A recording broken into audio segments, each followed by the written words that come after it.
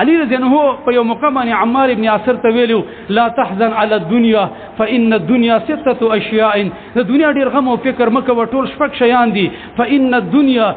مأكول ومشروب وملبوس ومشموم ومركوب ومنكوه دا شپږ سيزونه دي یا خوراکونه دي یا سکاکونه دي او یا جامع اغوستل دي او یا خوشبويان دي او یا سورلې دي او یا د زنانو سره نکاحونه دي به ته دا خبرو کړل چې فاما احسن طعامها فالعسل وهو بزقه ذبابه سګور نه په دنیا کې د ټولو نه اعلی خوراک هغه شاد دي عسل دي غبین دي او دام چې کم دي د هغه مچي هغه توکانی باندې پیدا کیږي څومره دغه ځنه پیدا کیږي او دا خبره مت فرمایلی چې واما اکثر شرابها فهو الماء ويستوي فيه جميع الحيوان په دې دنیا کې چې کم دي زیات کې اسکون کې شي چې په تور د مشروب او د سکلو باندې استعمالي هغه وبدي او په دې کې دا ټول حیوانات شریک دي انسانان خلاصه کې چې کم دي دا درندگان مسرز کیم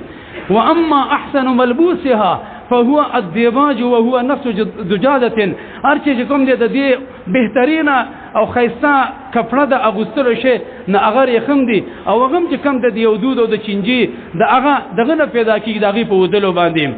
واما مشمومها وهر چې د دې خوشبوئی ده نه پاغي کې د ټولو نه اعلی سي هو المسك هغه د مسک او د انبر خوشبوئی ده او دا یو ته ویل چې دام غره د عزل او د غرنګ د فاری د وینې نه پیدا کیږي واما احسن